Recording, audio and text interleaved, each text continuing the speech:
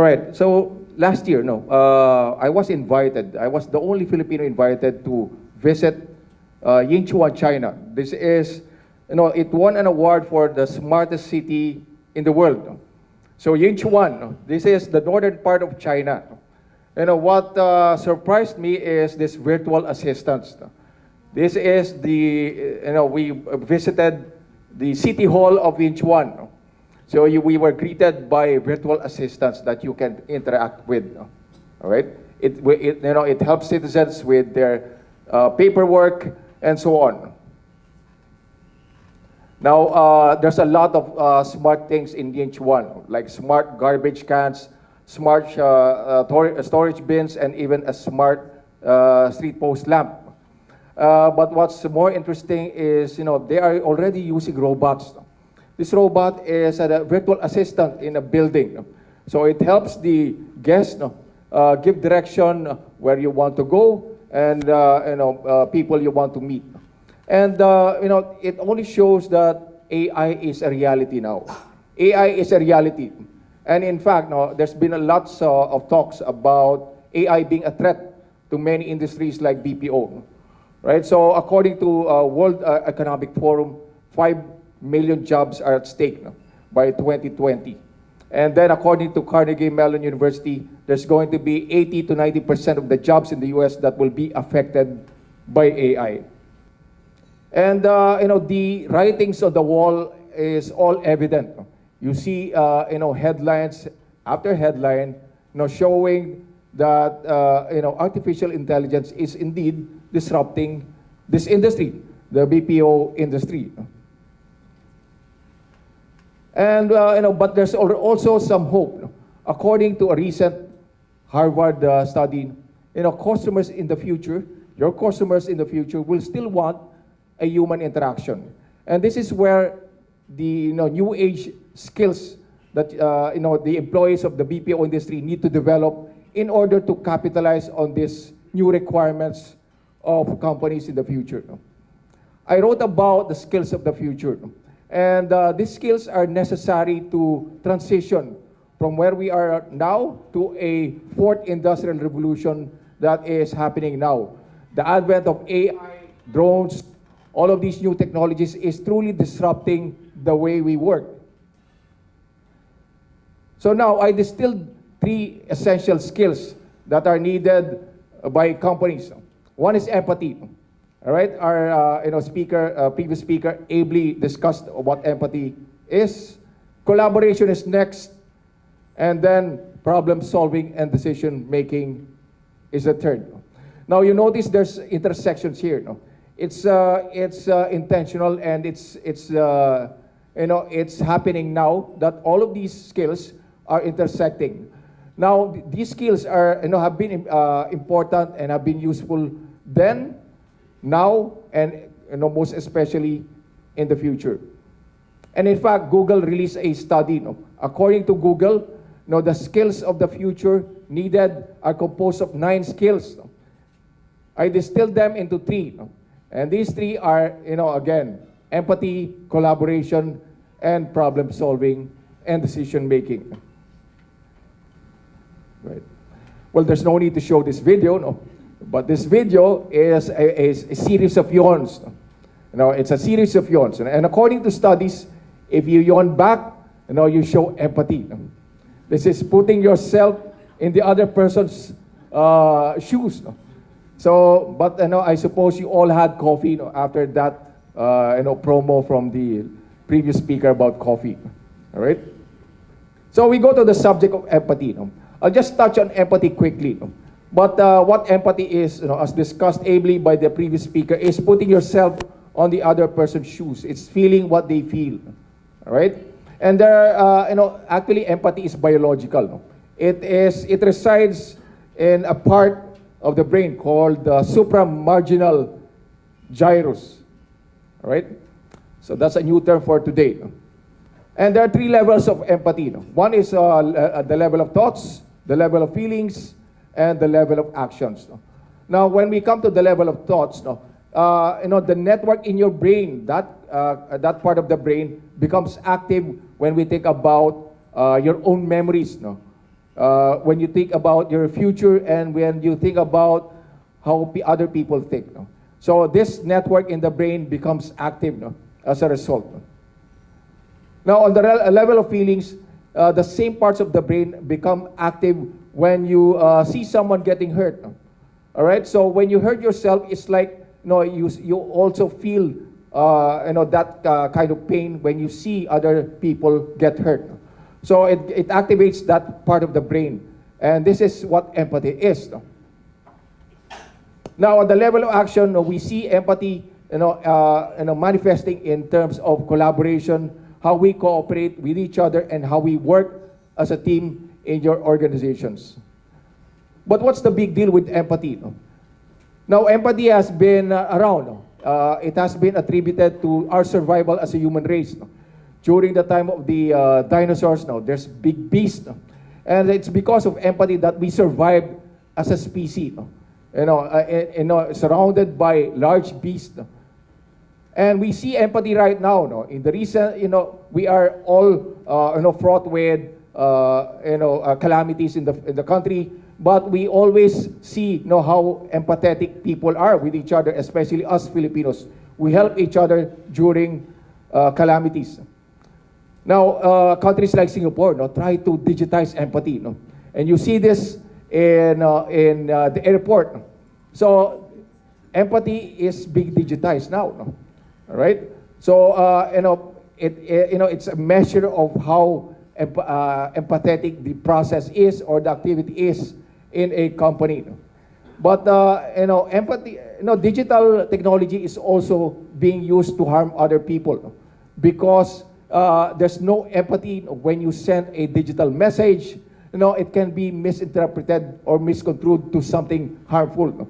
And we have seen this in many situations, especially in the US, all right, where there's reported suicides because of messages that lack apparently the element of empathy. No? And there was an example given earlier about an airline. So because of digital, empathy is hard to display. No? All right, it's a show of text messages, just like in this example in an airline. There's a dissatisfaction, no?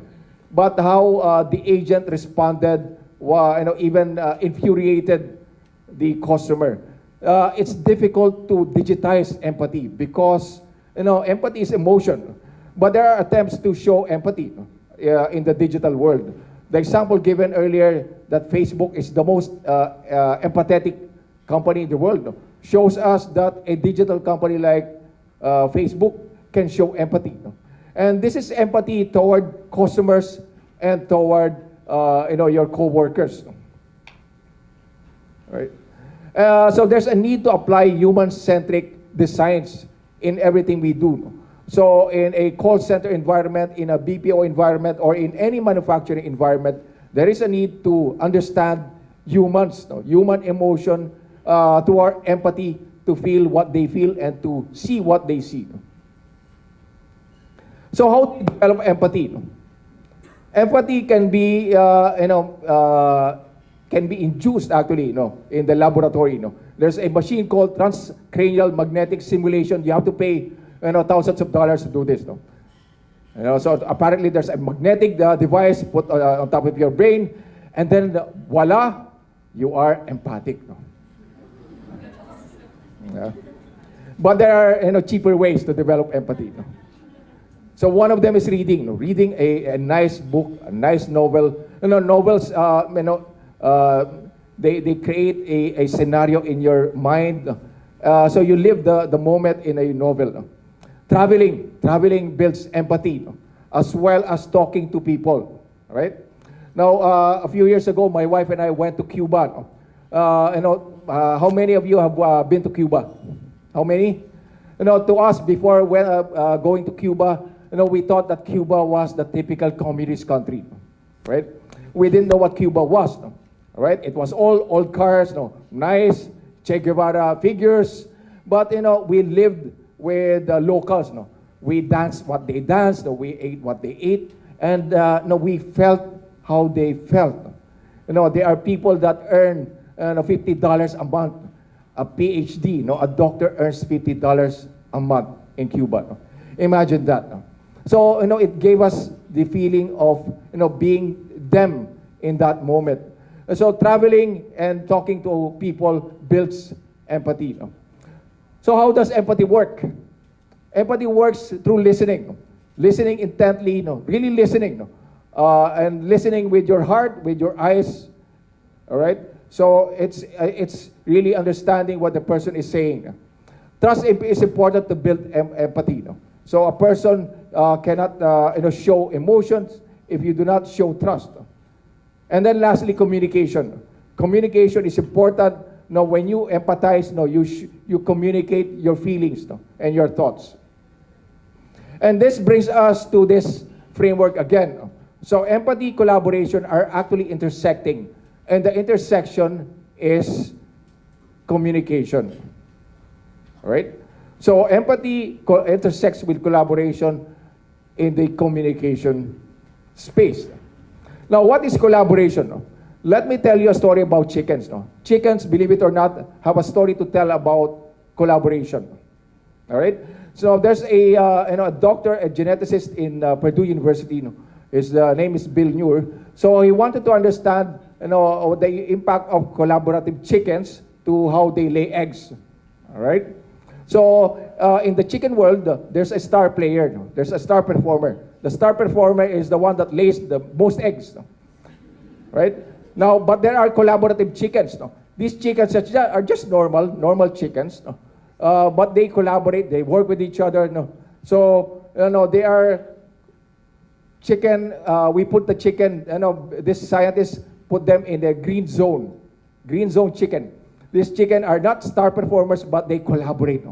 They work with each other nicely. All right?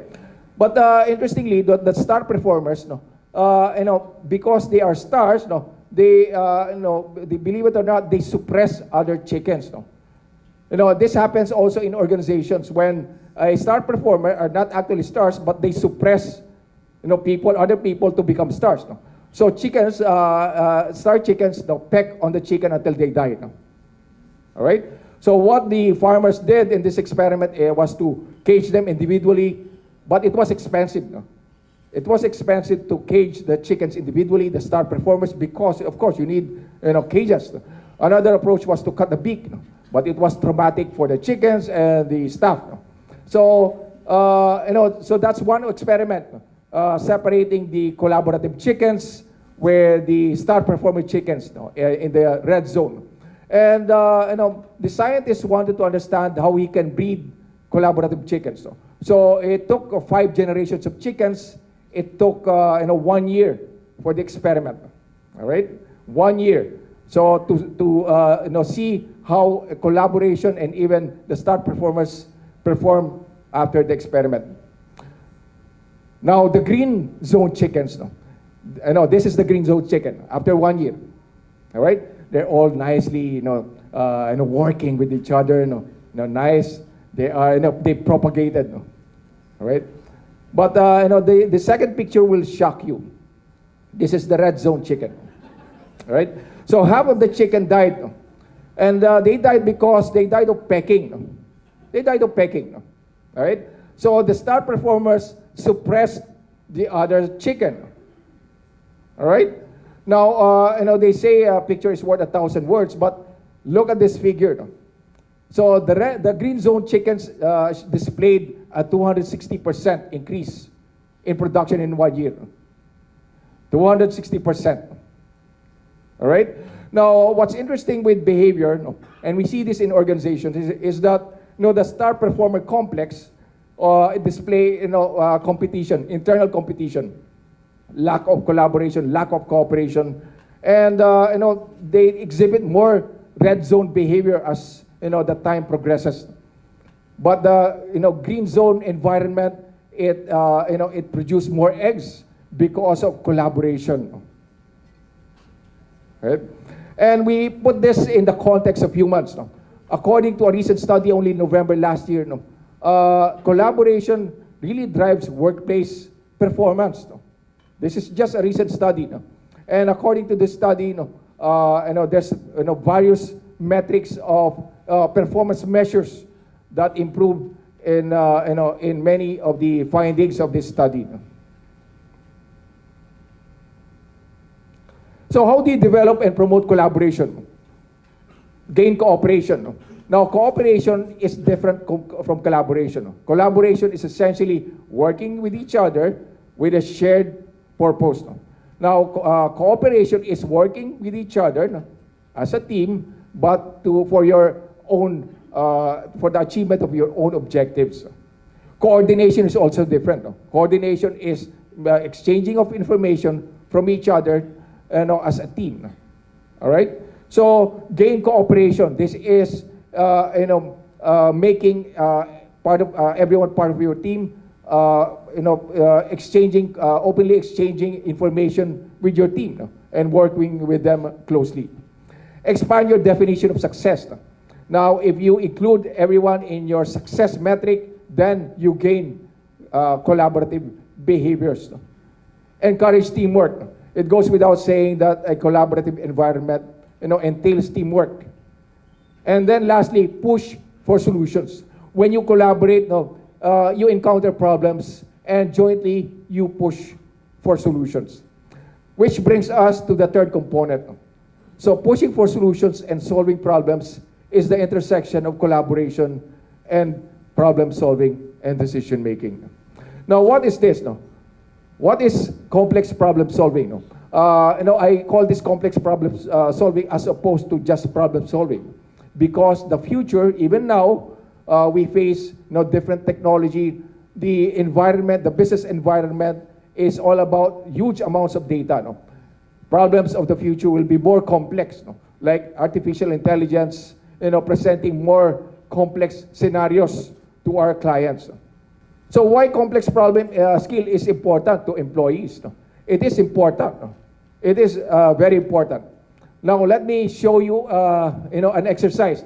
So imagine you have an imaginary pencil or pen. Point that to this screen. So the objective is to draw 4 straight lines without lifting your pen on the screen and then touching all of the dots. All right? Is it clear? No, so 4 straight lines, not lifting the pen, but touching all the dots.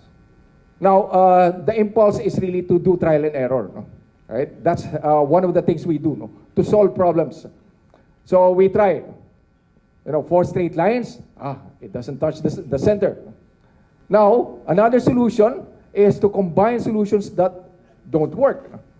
Now, as a problem is simpler when there are hints. Right? Hints come from our workplace, from people we work with, some intelligent colleague that we have. So they gave hints. What if I give you a hint that you can actually draw outside? But going back to this, so going back to previous solutions, so by thinking out of the box, was it simple? It was, diba? So you just need to literally think outside the box. So this is where the concept of thinking outside the box came from. And the problem with thinking outside the box is that we have, innate assumptions. This is what kills problem solving, is the assumptions we make. So we assume that we just can draw inside the box when actually we can draw outside the box. And many situations are presented to us to solve problems. We have to think outside the box. This is complex problem solving. It's essentially thinking out of the box. All right? And, assumptions, really kill us when we solve complex problems. One of the greatest minds I admire is Elon Musk. Elon Musk, is